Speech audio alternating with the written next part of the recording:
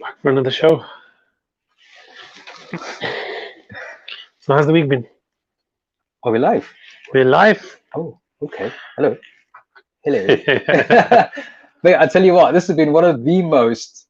Don't say stressful. Challenging. Very challenging. This is going to be the most challenging live we've done. For those of you who are watching live, you'll notice that our setup is very different today, right?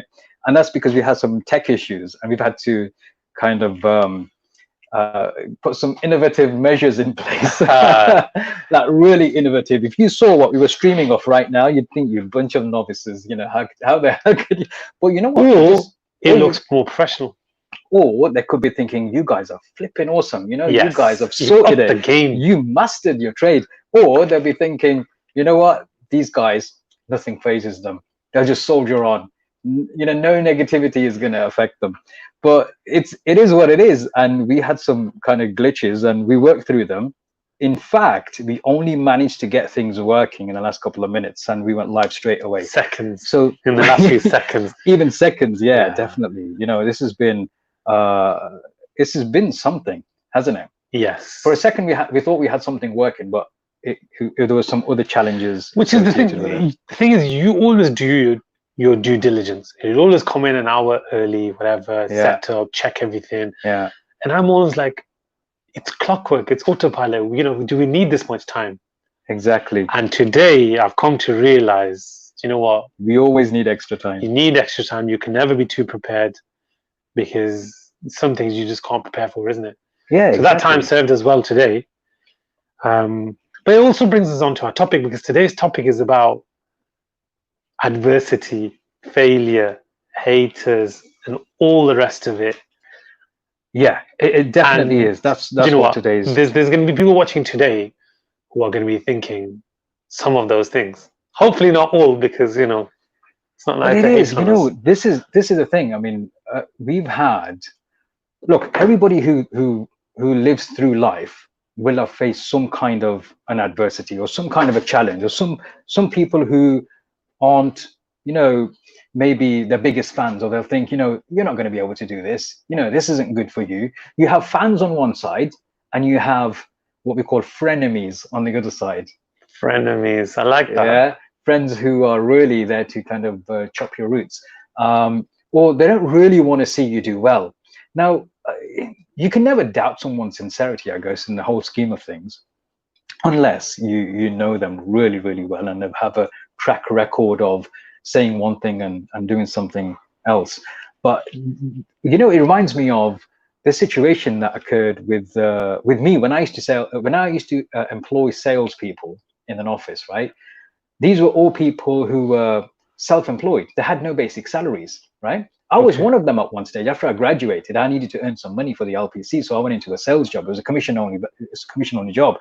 Purely commission, 100% commission. All my sales roles have always been 100% commission. Okay. And apart from when I worked for British Telecom and the BT phone. Remember the BT phone book? The phone. The opposite, is it the equivalent of the yellow pages? Yeah, yellow, the purple, blue, purple one. Yeah. So I was one of their salespeople in there, and that's the only time I had a salary with the car and laptop and all that kind of the other perks. In all the other sales roles that I've ever had, it's always been commission only. And so what I did had to work. Anyway, that's to a side. But I remember going into door-to-door sales, right? My very first sales job was a door-to-door sales job. And I remember, fresh graduate in law, you can tell the family obviously sent their son off to become a very well-educated person and a respectable person in society. And imagine if I told them that I was knocking on people's doors, cold calling, trying to sell them Scottish Power, gas and electric for a living, right? Yeah. It's not going to sit well with them. Now, a part of that is because of the mindset they have. Well, not, I can't say there because it was only my mum, because my father had passed away a long time earlier. But for my mum, somebody who'd, worked hard to bring her children up on her own, sent them off to university, went through a lot of hardships, and then realized that this guy has been at university for like 3 or 4 years. He's come out with a degree in law, and he's gone into knocking on people's doors for a living, right? So it was, I could understand from their side how that would have worked, or how they could have thought, my mum could have thought, or my family could have. So I didn't even tell them. I didn't even tell them what I did. I lived away from home anyway at the time because I graduated and I was living in Birmingham, and I didn't even tell them. So it came back to mind as to people similar to me. There were other students who kind of joined my team. I was earning overrides off them. Eventually I had my own office. So every time somebody came to me and said, look, my parents aren't going to agree for me to do this job, I had to kind of preempt that negative and turn it around for them and educate them how to overcome that negative situation in their own households, whether it be their partners, the wife, the girlfriend, boyfriend, whatever, or the parents, not agreeing with them to do this kind of a job. Now, for me, I'd seen the other side. I'd seen the fact that I'd hid that away from my family. I didn't tell him exactly what I was doing. I told him I was a sales or a trainee manager. Trainee manager was the title that I used because that's what I was doing. I was training to become a manager, but I didn't tell him exactly what I did. They were none the wiser, which worked okay for me. So eventually, when I had people working for me, they were going through a similar situation. So I had to tell them exactly what was going on and how to manage that situation. I didn't tell them to lie or anything, but you had to manage expectations. We have to manage in life that no matter what we set out to do, whether it's a sales role or whether it's something to do with your career or even your personal life, there will be people who will be your biggest fans. There will be your biggest supporters. But there will also be, on the opposite end of the spectrum, people who won't be your biggest supporters. And there may be people who don't want to see you do well, or they are doubters. Yeah. Okay. There are a whole array of different types of people who will come into your life, giving you different views and opinions. Definitely, yeah. So it was genuinely a case of, finding out what worked for you, what worked for them. And that's where this conversation starts, doesn't it? Because you start to think to yourself, am I really good enough to do this? Are they doubting me, or are they doubting this particular opportunity? Okay. Is it me who's not good enough to do this? Will I not be able to do this? Or is it because this opportunity isn't so good? Which one is it? Question. Go on. So obviously in your sales role, you kept it hidden as to exactly what you do. Yeah. Because of previous experiences of naysayers and haters and critics, or just because the fear of?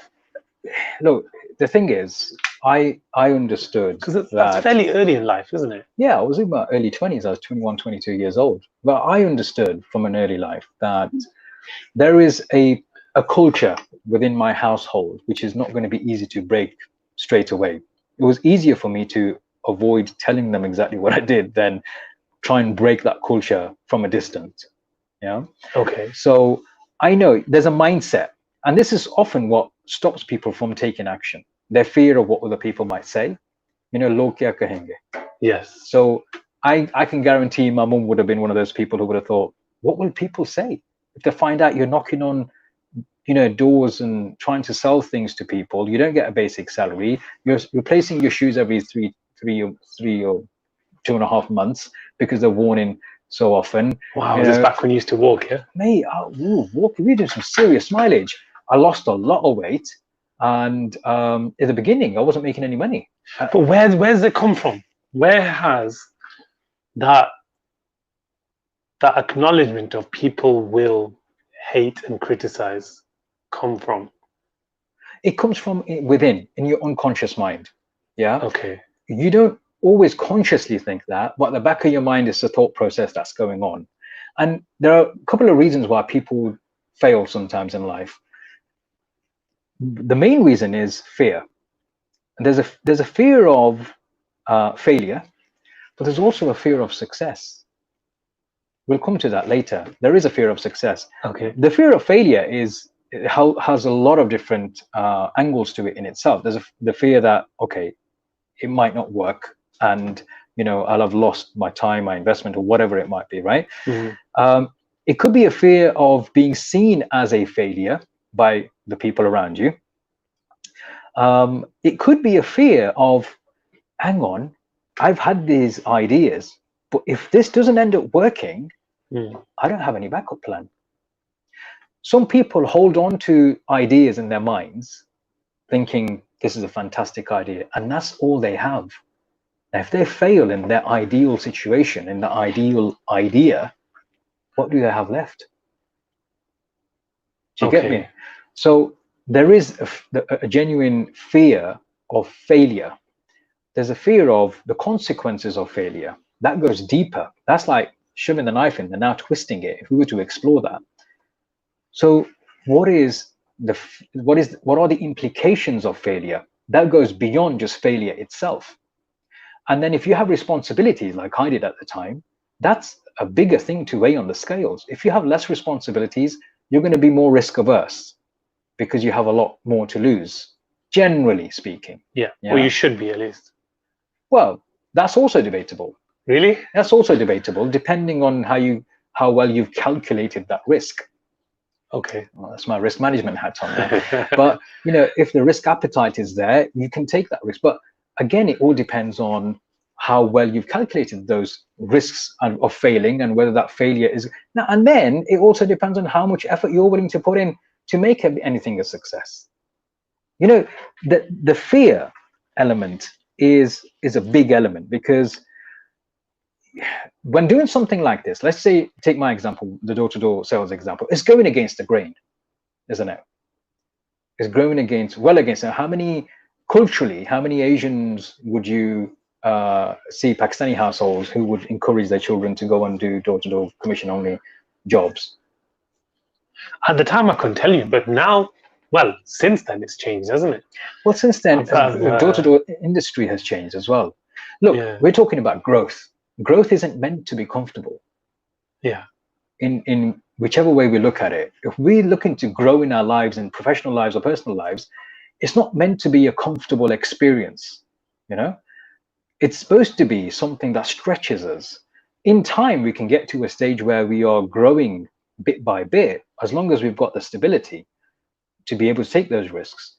And then through that time of, we talk about comfort zones. People say, get out of your comfort zone. Yeah. Now, I prefer to stay in my comfort zone, right? I say the comfort zone is the best place to be, but it doesn't mean you stay stagnant, because stagnant water stinks. Yeah. What you do is you become more comfortable at doing more things. So then more things become comfortable, and you're stretching your comfort zone. Okay. Yeah. So you increase your comfort zone by gradually. Yeah. I mean, granted, there are times where you do have to end up taking certain actions where it's way out of your comfort zone. There are going to be situations like that, but overall, it's a part of the growth mindset, and that mindset, it comes from ourselves. People have anxieties. They have good anxieties and they have bad anxieties. There are good anxieties as well when you're about to do something really positive. But it's things like when people talk about envy, that's what I don't get. You have people who go out of their way, work really hard, work day and night. I slogged my guts out when I did my sales roles, right? I reaped some really high rewards.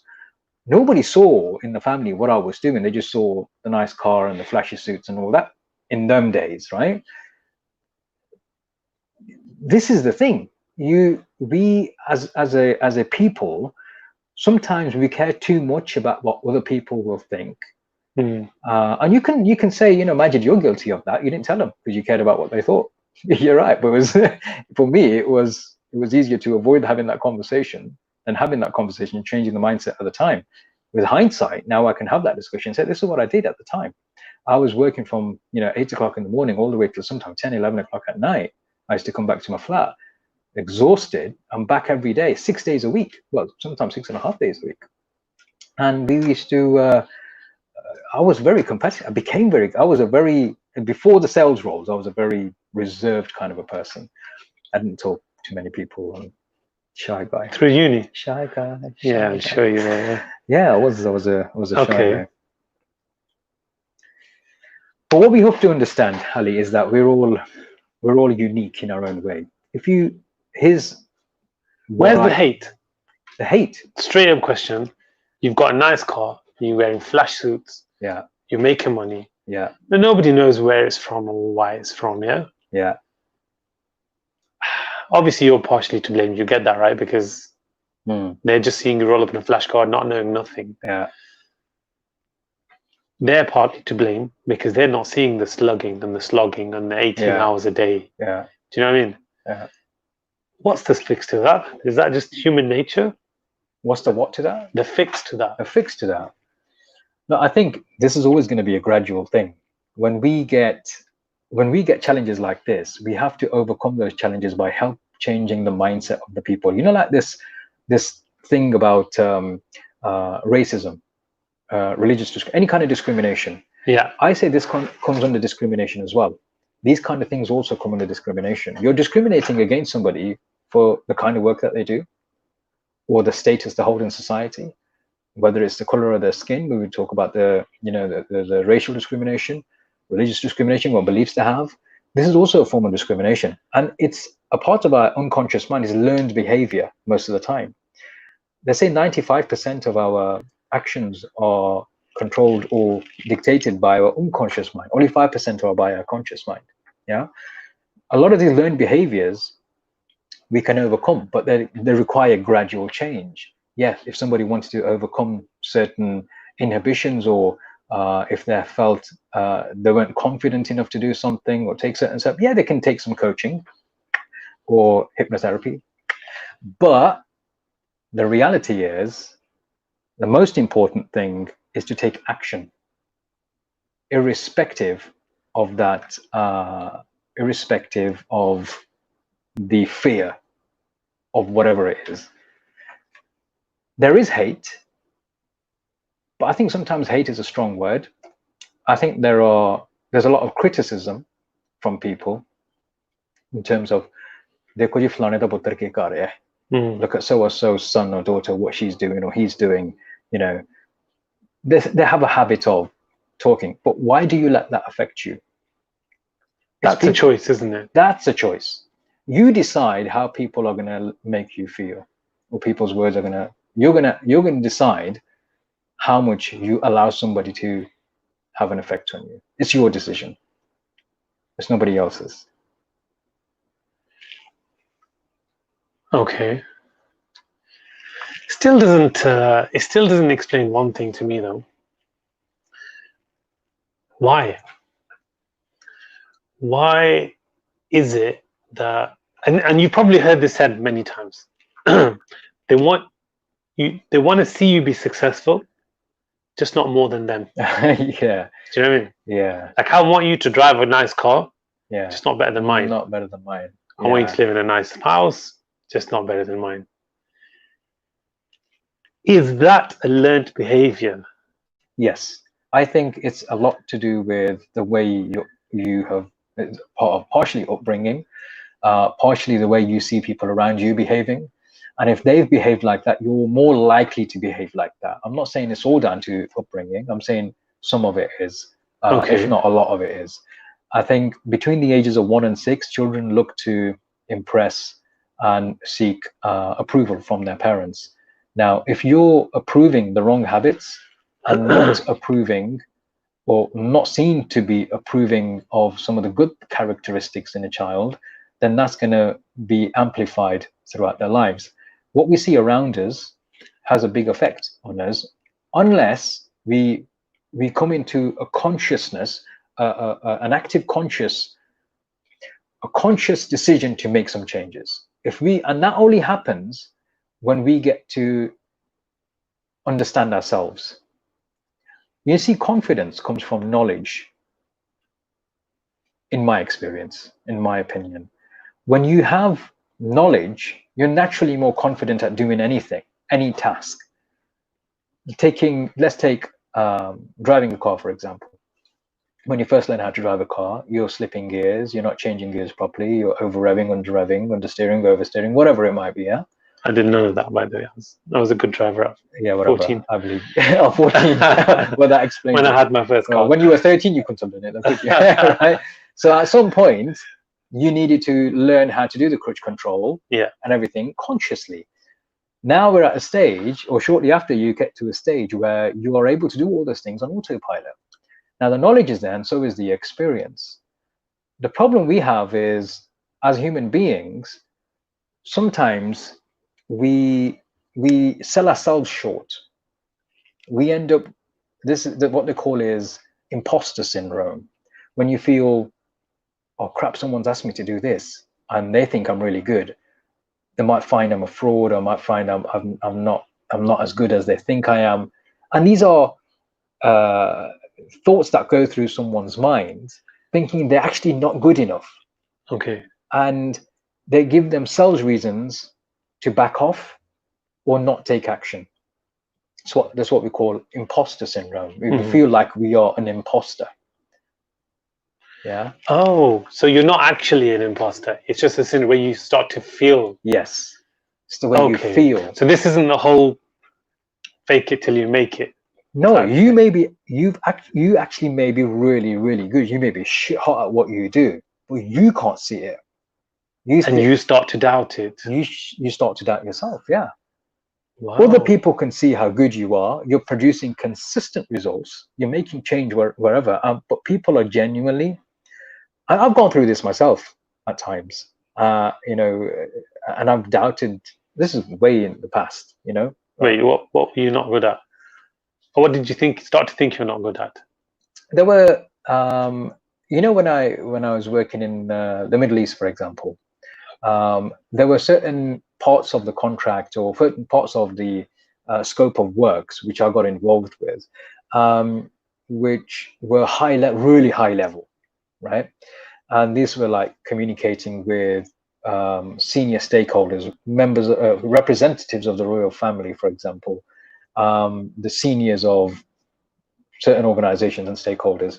And at that time, you think to yourself, oh, crap, am I really meant to be in this? I'm from Burton on Trent. Do you know what I mean?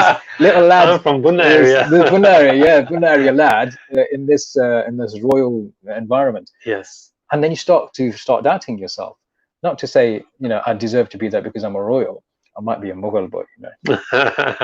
But Your Majesty. So it was a case of doubting whether it's something that I could actually do. But when I got into it, I thought there's nothing to this. Again, I adopted my sales skills in that environment. But the imposter syndrome is real. It gets people to think that you are not actually as good as you're made out to be. So that would be brought on by others, their words, their criticisms, yes? Claire's put a very good comment here. She's saying, to answer your first question with another question, why is it someone else's place to judge judge another person's success? Success is subjective. Which it is. Yeah. But there's always got to be a unit of measure used. It's subjective, it's different opinions, it's whatever, different measurements, right? But there's got to be some kind of unit used. What do we generally use to measure success? Generally, that's always going to be subjective. I think generally the society measures it by maybe the kind of car you drive, the house you live in, wealth, what your earnings are, you know, materialistic things. I don't think I'd be wrong in thinking that most people would associate success with those attributes. Even though there's a high level of consciousness amongst some professionals who now look into it beyond that and think, actually, no, successful is having peace. If it costs you your peace, it's already too expensive. Good point. Yeah, and contentment. But predominantly speaking, success is measured usually through wealth, Yeah. assets, status. Yeah, same thing, isn't it? It's all semantics, but you know, probably the same thing, isn't it? You could Okay. probably not be so well off, but hold a high status in a community. Yep. That could also be a form of success Yeah. in some people's eyes. Or you could have a lot of wealth but not hold that kind of a That kind status, of, yeah. which could also be a form of success. Which is true. Only you should really be able to measure your own success, because you're the only one that knows what you set out to do. If somebody is unaware of your goals, your dreams, you know, your aspirations, they're not really going to be in any position to measure your success, because they don't know what you're trying to do. Exactly. You see, in general terms, people have different ways of maneuvering in life. Some of us are what we call lefties, and some of us are righties in terms of which part of the brain, the left hemisphere or the right hemisphere, takes over when we're making any kind of decision, right? So people who are lefties they're more like logic-based, facts-based, reason-based, so intellect-based decisions. People who are righties are known to be a bit more intuition-based. You know, they rely on intuition. Sure, you can do a better word than intuition. Are we talking righties as in, are we talking right wing, left wing, or No, is we're that talking completely about, different? No, that's a completely different discussion altogether. What I'm referring to is the brain functionality of an individual. Some people operate through life, and then they're recognized as psychology. They're recognized as lefties or righties in terms of the left hemisphere or the right hemisphere. So people who is the left hemisphere, use the left hemisphere more, they are more logical thinkers. Literal, you know, there's Facts, reasoning, figures, reasoning, and all that. People who are right hemisphere, the righties, they're a bit more intuition based, they're emotion go with based, their gut, arts, creative. You know, they're those kinds of people. Okay.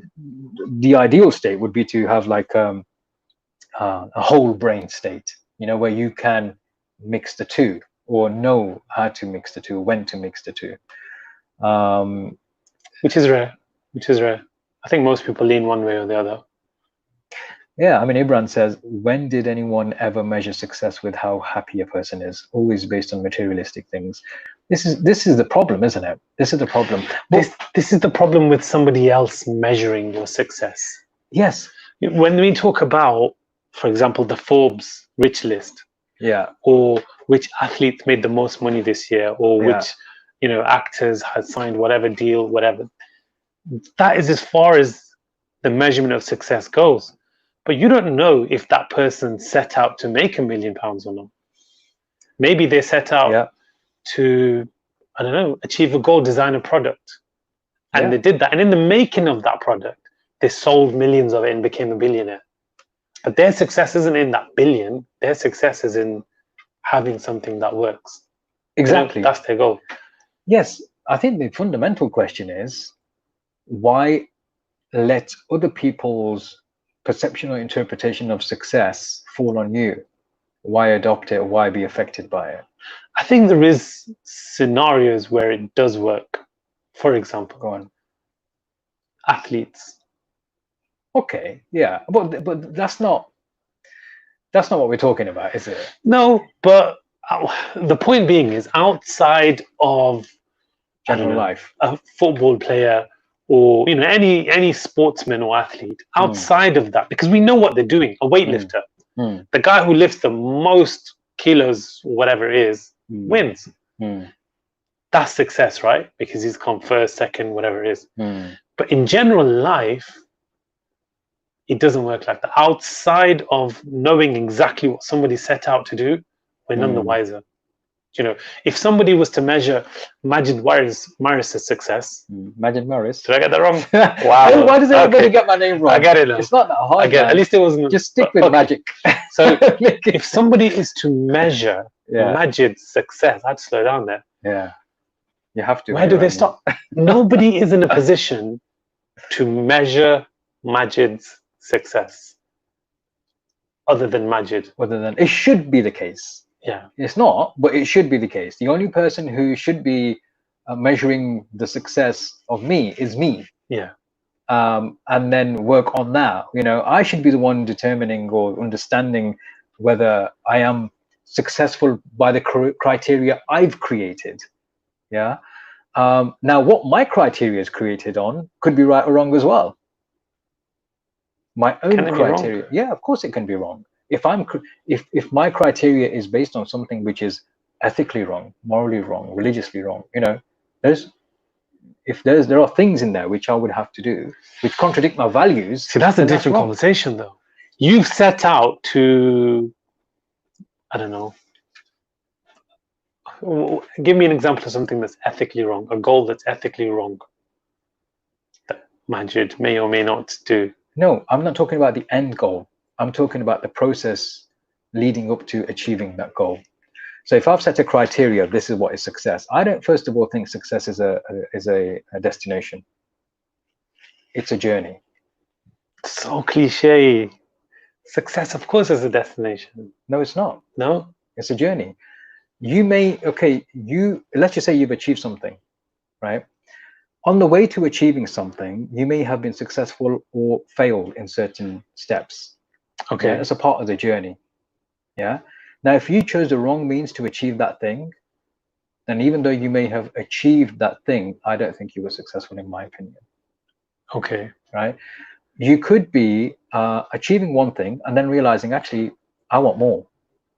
So where does this become? Is this the destination then anymore? It was only a part of the journey. When does anybody who has anything materialistic settle at that and think, I'm not going to upgrade or get it doesn't have to be materialistic. The point is, you've set yourself a goal, you've achieved it, that's your measure of success. Obviously, you know, providing you're not dead, you set yourself another goal, or you move the goalposts, or, you know, you set yourself another challenge in life. Let me ask you a question. Okay. What's your destination in terms of how do you see yourself as a successful? What's success to you in terms of your destination? For me, success, it's a bit vague, it's a bit cliche, but I would say contentment, happiness. Yeah. You know, now obviously numerous things come into okay, fair enough. Do you not see that as a journey? Or do you think that's just a destination? I think it can be a destination. I think it has to be a destination, you know. It could be a goal, yeah. But do you not see it as a journey, is what I'm asking. There is a journey, yeah. But the journey isn't the success. Do you get it? I think there are successes and failures I want to sit journey. In my nice garden, yeah, in my nice chair, with my nice drink, which we don't have today, by the way. For me, that would be success. Yeah, no worries, no issues, no bills, no nothing. Metaphorically, I'm just giving an example. Now, in trying to get there, the success isn't in trying to get there, is it? It's in getting there. If I haven't been able to sit in my hammock, which was a chair a minute ago, and enjoy that peace and quiet in my garden, have I succeeded? You may not have succeeded in getting the hammock, but you may have succeeded in steps leading up to getting that hammock. What if you died a day before you were due to buy it? Would you see yourself as a success or a failure? I would still say that was a successful journey. You may not have got the end result because it was your time up, but it was still a successful journey. Yeah, you were on track. You were on track. Things were going right. Yeah. We will always face successes and failures in all our journeys. Yeah, definitely. Yeah. But I don't think success itself is an end goal. It's always a journey. We fail and succeed in that journey, and our end goal changes from time to time. It might evolve, it might inflate, it might deflate, it might change altogether. But success as a destination is not a concept that registers with me. I feel it's always going to be a journey, and we travel through that journey, living through many successes and failures. It's like saying, look, I want to achieve X, Y, and Z in my business, right? Yeah.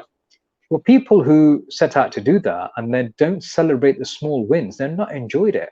they don't feel as that success, and that plays on your mind. You're not content until you get the end result. But if you've set out to achieve certain small milestones in between, you should celebrate it. You should hold yourself, to celebrate.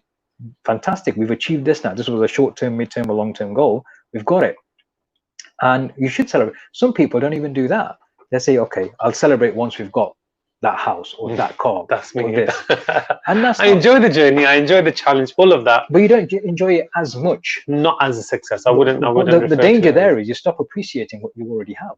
Yeah. You stop appreciating what you've already achieved. Not necessarily. Well, you may not appreciate as much if you had as much as if you've had a set criteria to say, okay, this is my journey.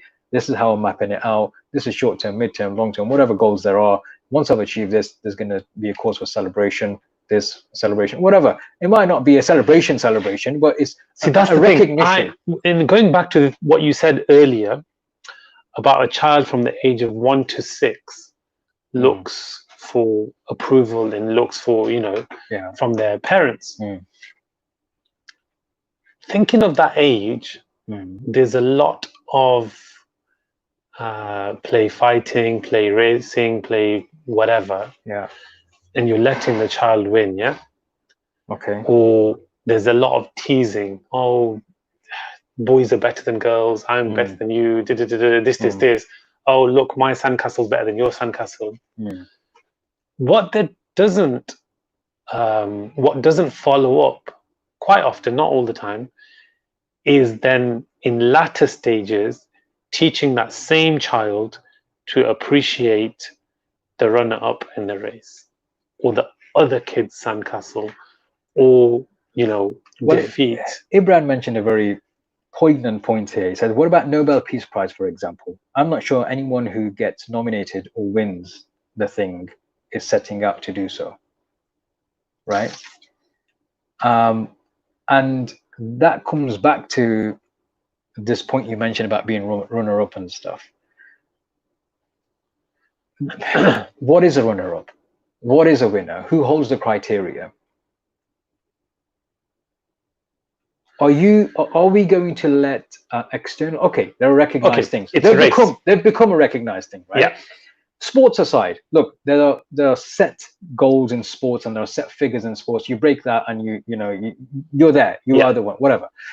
I'm talking about general life. I'm talking about away from those kind of criteria, sports criteria, because they're measured. They're black and white.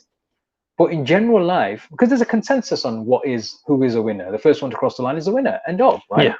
In general life, how far do you want to go seeking external approval before feeling yourself to be content and doing okay? It depends what you partake in, isn't it? If you join the rat race, then you're in the rat race. If you join an actual race, you're in an actual race. If you enter a boxing ring, if you... Again, sports aside, you're talking about racing and sports again, forget that. I'm talking about general life. We have to distinguish the two. There are clear-cut measurements that define what's general life. General life, yeah, you living your life, whatever car you want to drive, whatever house you want to end up living in, what factors were taken into consideration before you bought that car or lived in that house or moved into that area or that kind of thing. How far do you go in accepting or taking other people's approval or seeking people's approval before you feel content within yourself? I'm not asking you personally. It's a question I'm raising generally for people. This is true. I agree with you. I think people's opinions, people's critiques, people's whatever just shouldn't even play a factor. And it goes back to when you were selling catalogs or door-to-door gas and electric. Phone books. Gas and electric? Yeah, started off with gas and electric. Gas and electric. Yeah. It shouldn't even matter at all. I was the best. But was that your goal? Was that what you set out to do? Because you were successful. Yeah? You were the best at doing what you're doing. Yeah. Your goalpost now is not the race that you've entered, but the field that you've entered. The idea is to sell gas and electric. You've sold the most. You're successful. But then you've got people who are saying this and that, and naysayers and haters and critics and all of that stuff.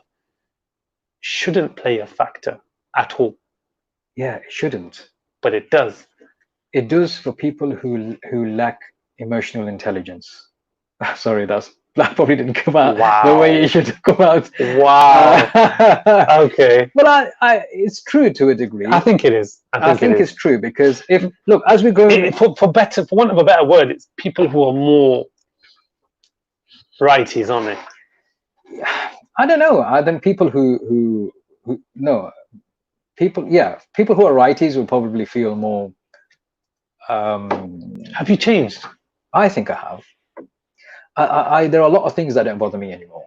I think it's also a part of aging. I think there's a certain age you come to where you stop giving a shit about what other people say or do or think. Yeah, you just get on with your life. And I've seen that so many times in life. The times when I've tried to fight a cause or a corner, then shit's always slung back on the person who's trying to fight for the good. But when you just continue doing what you feel that the right thing is to do, right? As long as you're doing your research and you're not hurting anyone, you're not harming anyone, you're doing it with good intentions and sincere intentions. Even if you're not successful, it doesn't bother you, because at least you tried. You realize that, you know what? I've seen people measure their success through the quality of their haters. Yeah, I've seen that. And it's an interesting one. They say if you haven't got any haters, you're not doing things. You've not made it. You've not done it right. Yeah. Which really shows where we are as a society. It's a bit of an odd one, isn't it? Yeah, I mean, Lubs is saying nowadays society defines a lot of things, e.g., how people live, who is successful, who is good, who is bad, etc. Should we strive to please people, ourselves, and Allah subhanahu wa ta'ala? This is the fundamental point, isn't it? I think a lot of us have these. We've been conditioned to think in certain ways. We've been conditioned to please people around us. We've been conditioned to at least take on board and be conscious of what other people's opinions might be by us taking certain actions. Yeah. And I think that's something that changes either through experience, either through hardships, adversities, and age. I've seen some old people who are still very much immature, and I've seen some really young people who have a lot of maturity about them. So it swings and roundabouts. And I think, if anything, the intelligence changes, and it comes back to emotional intelligence again. I would say those people who know how to emotionally handle themselves and what's going on around them more maturely may or may not take certain things into consideration depending on what those situations are, what those ideas or those thoughts are. I personally have for the last 15 years now, I can pretty much pinpoint in my life at what point in my life I changed my thinking and my ways, and from then on I've done things the way I feel they should be done, without much consideration about what other people may think. The only person the only people who might come into my mind in terms of it would matter to me what they think are people who I have a lot of respect for, and I may ask for advice, and people like teachers, people like mentors, people like senior members of the family, but only to a degree where it's okay to accept that they may not be happy. But I'm going to carry on. Have you seen Rocky? A long time ago, yeah. Okay. Do you remember his trainer? Yeah. I think he passes away in the second or third one. Was it? Whenever it is. Yeah. How encouraging was he to the Italian stallion? You're a bum, you're this, you're that, you're nothing. Yeah. People react to different things. Some people react to the challenge. You tell them you can't do something, they'll want to do it more to prove them wrong. Some people, you keep telling them you're crap, they will start believing it. See, I have an issue with that. I have a big problem with that. The whole objective is to prove people wrong and prove yourself right. People or no people, you've got to look to prove yourself right and challenge yourself. You've got to push your own boundaries in order to achieve goals. Otherwise, it's not really a goal, is it? You haven't achieved anything in doing something that you knew you could do all along. You see a fiver on the floor and you just lean over and pick it up. Where's the challenge? What's the, how have you bettered yourself? Well, what's to say they have to challenge themselves? Of course you have to. Why? It's life, isn't it? Why? So you can allow somebody to tell you you're no good and eventually believe it. No, I'm not saying that. What I'm saying is you can go through life, forget about what other people say, or you can go through life, live a mediocre life and not challenge yourself, and that could just be a lifestyle choice. And what? Okay. Why do I have to challenge myself? I guess it's an you option. don't. It's a legitimate option. It is an option. It is an option, but I tell you what's not an option is allowing someone else to tell you you're a failure, is allowing someone to tell you you'll never amount to nothing, is allowing somebody to tell you that you'll never achieve it. What do you mean that's not an option? It's not an option to settle for that. Otherwise, you've proved them right and your own self wrong. Rocky's trainer. Yeah, and I know it's fictional and whatever else, but there's a lot of reality in that. Yeah, happens. I get it. But Ali, I'm asking the question, if somebody's said something, and why do you have to go out same thing again by going out to prove them wrong? Are you not still conforming to what their opinions are and taking them on board? No. Just like you don't want to be listening to them when you want to go and do something, and they say, you have a business idea. Let's just say you have a business idea. And you tell someone in your family or friends, and they say, oh, it's not going to work. It's not going to work, right? You're advocating that you don't want to listen to that anyway, right? But if they're saying something like, oh, this idea is not going to work either, and you going just to prove them wrong, is that still not the same thing? No, then that's illogical, isn't it? That's what it sounded like you were saying. No. You have a business idea. Yeah. You're going to sell cupcakes. Your family has a medical background. Yeah. Not the diabetes and the blood pressure. I mean, like they're doctors and surgeons. Okay. They tell you that cupcakes is stupid. It's silly. It's not going to make anything. It's not going to grow. You can't allow that to change your decision or whatever. Advice is advice. I get that. But that's got to be fuel to your fire. If that's not fueling your fire, it's extinguishing it. And the last thing you want is to allow. If you've set out to do something in the first place, and you have doubters, then you're right. I wouldn't let that. I would say, okay, that's fuel. That's fuel for me now. It's got to be fuel. Because if you've already started it, but if you're being pushed into doing something, and people enticing you to do something by using negative motivation, as an example, say, look, oh, you can't do that. He's not good enough. He'll never be an educated person, or he'll never be. Sorry, not an educated, but he'll never be successful in this, and this, even though it's got nothing to do with you. And then you going out just to do that, just to prove them wrong. That's wrong as well.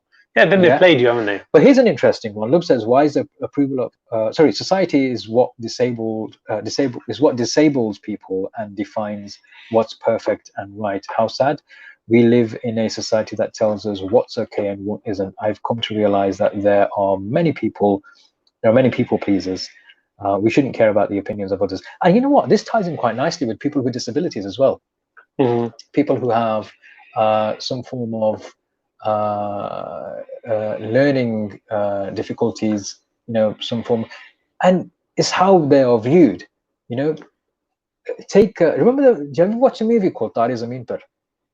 Only recently. Yeah, very good. Amir Khan, brilliant movie, right? This guy is dyslexic, autistic, yeah. And because of autism, this kid is like really, really creative, but because his other habits weren't conforming to the other kids' way of life or the rest of the way of life, it doesn't, didn't sit well with them.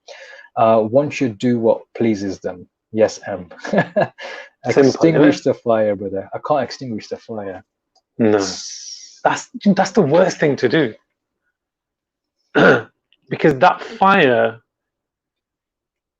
is what drives you. Do you see what I mean? That's your fuel. That's your Boom. Zafran Khan, discover your values. Highly motivated people often focus too much on execution without spending enough time to think about what to execute in the first place. I've delivered a talk, it's on YouTube as well, at networking events, success on your own terms. 3 things that I focus on. These are my own personal beliefs: values, purpose, and passions. The 3 things which frame me as an individual and help me define what I'm going to deem success in which parameters, because my values will determine whether success is a success. If it's not within my values, then it's not a success. It's not success. Purpose in life and passions, and so many people still don't know who they are. Who are you really? How do you coach a mediocre person that has very little of many of these 3 things? It takes time, but it's a matter of going through different aspects of their own conscious thinking and unconscious thinking, separating the 2, and determining what the factors are which help them to make decisions in life, and whether those factors and parameters themselves or ideals in their lives are based on their own ideals and standards, or by imposed by somebody else. In a nutshell, you go through a lot of stuff before determining from the core who this individual is. When you understand yourself more, yourself better, you understand what's going to please you better, what's going to make you happier, what's going to make you more content, because you're treating the core rather than the superficial shell, the exterior. You know what I mean? When we connect with our interior, the internal soul and mind, as I like to call it, then that's when you're really going to connect with looking into and working towards what's going to help you personally in life within a value system, because that's important. Because if you're going to tread on somebody else's happiness to find your own, they're not very good values, and I'm sure they're not most people's values anyway. No. But if they find themselves doing that at times, then they've got to, you've got to change certain things.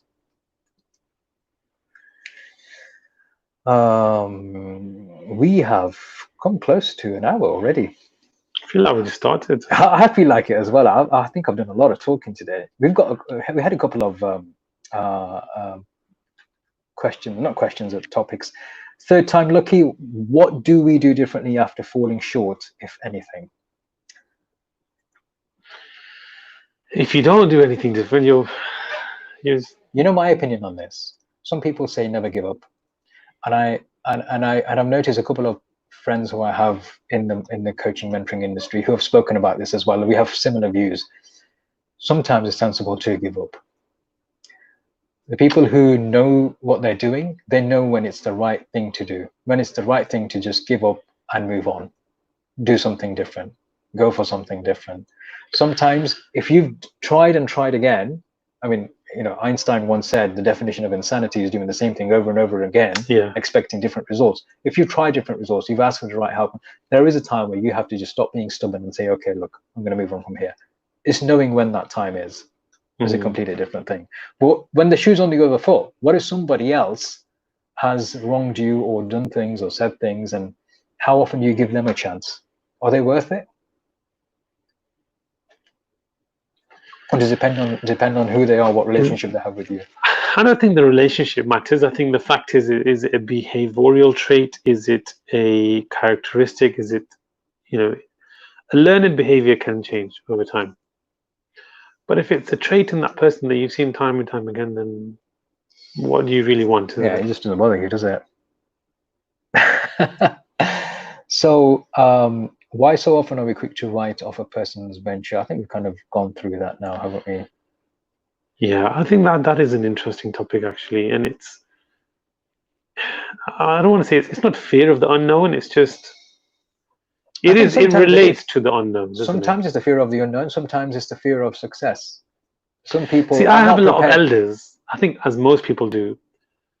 When you go into a field which is unknown to them or of no interest to them, they'll say it won't work. Yeah, they'll make that mind up. Think of the first generation of vloggers and YouTube stars and these kind of people. Can you imagine what their grandparents would say to them? how are you going to make money? What are you Yeah, going to do? exactly. That's not a job. It's not a concept That's they not a could job. fathom. It's not something Yeah. they could comprehend. And I think this is why, when at the beginning I said, confidence comes from knowledge. Mm. And when you have knowledge, either of what you're doing to a degree where you are really knowledgeable and you feel that this is it, then that's fine. But most importantly is having the knowledge of yourself, knowing yourself. This world is such a unique world. Everything is in perfect order. We are in this perfect order also. That gives us a significant role to play. No one else can take our position. The problem we have is we have far too many people imitating or wanting to be like other people. God created us in so many unique ways. Even identical twins have their differences. Yet we're hell-bent on looking like someone else, talking like someone else, dressing like someone else, makeup like someone else, beard like someone else. Gotta keep the balance. Beardos. But we're hell-bent on imitating others. Why not be your unique self? And you know what? You can't go wrong being yourself. Well, you can if you No, want to. you can't go wrong being yourself. Whether yourself is wrong You or can't right. say that in 2020. Seriously, you can go wrong. No, you know. Ali, you misunderstood what I'm saying. I said you can't far go wrong being yourself. Yes. Being who you are as yourself may be right or wrong. Yes. That's a different thing altogether. But you can't go wrong being yourself. You're being you. But whether you is right or wrong is another discussion altogether. Okay. That's the caveat. That's the caveat. So yeah, I mean, you know, it's an interesting discussion. Now, I feel like we can just carry on with this discussion. Sticks and stones. Okay, let me ask you a series of quick questions, quick fire round for you. Measure of man. What do we use to judge someone's success by? We don't. Okay, you have it or you don't. How true is this exactly, and what does it mean? For the most part, I think there's truth in it, but it's not. No, it's not true. I changed my mind. Did you see his eyeballs rolling? Concentrating. Third time lucky. What do we do differently after falling short, if anything? Learn. Okay, learn. Good Learn answer. and act. Good answer. It's no good knowing what you did wrong and then doing it again. True, true. The X factor: natural born talent or nurtured skill? 99.4% of the time, nurtured skill. A natural talent, a born X factor skill is, honestly, for those people listening, my honest advice is don't put all your eggs in one basket like that. I know your mom says you're a great singer, and I know your dad says you can be the next Ronaldo, but nurture some skill, work on something. Good. Okay. It'll never work. Why so often are we quick to write off a person's venture? Your final thoughts on that? Fear of the unknown. Okay. Sticks and stones, understanding the mindset of naysayers. You're still not decided on that, are you? You still don't know. I think I'm just disinterested. Disinterested word? Was it not interested? Uninterested. Uninterested. I think. What you described about the brain earlier, I think I'm more on the lefty side. I just have no interest in naysayers and what they have to say. Okay. Haters gonna hate. Honorary mentions of any of your favorite critics? No, it wouldn't be right. It would boost them too much. Final question. Does the Oh, cap look good? the cap looks good. Oh, man. I feel like a different person wearing this cap. I feel like you don't usually wear headgear, do you? Never. Whereas I'm the complete opposite. I will always be wearing one cap or another. I must have like. Rahim is asking, who is Ali Khan? Ali Khan, well, It's a good question. that's deep. We're gonna have to do another show for that. I said this on a podcast earlier last week. I was on another podcast and somebody, I said it on our podcast right at the beginning as well. Something I've said in a few talks as well. Rahima, you know, there's a philosopher called Cooley, and he once said, I'm not who I think I am.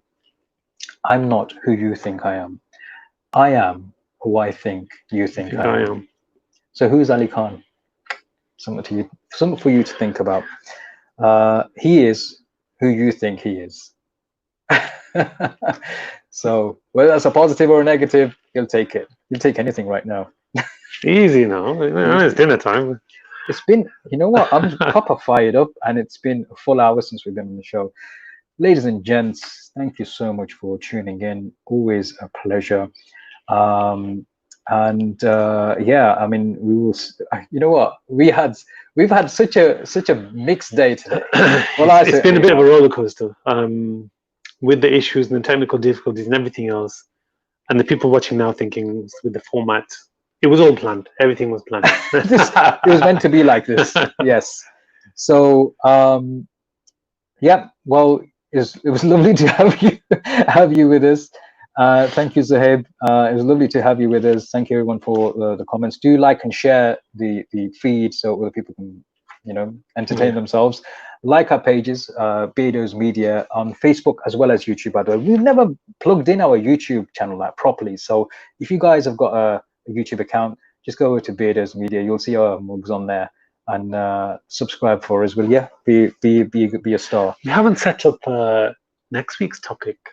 Should we leave that to actually, these if guys? You have any suggestions for a topic or any suggestions for any topics, let us know. We'll be happy to consider different topics and the different kind of discussions we can have. We'll give you a shout out as well. So thanks for joining us. Have a good evening. See you next week at 6 o'clock on Tuesday, inshallah.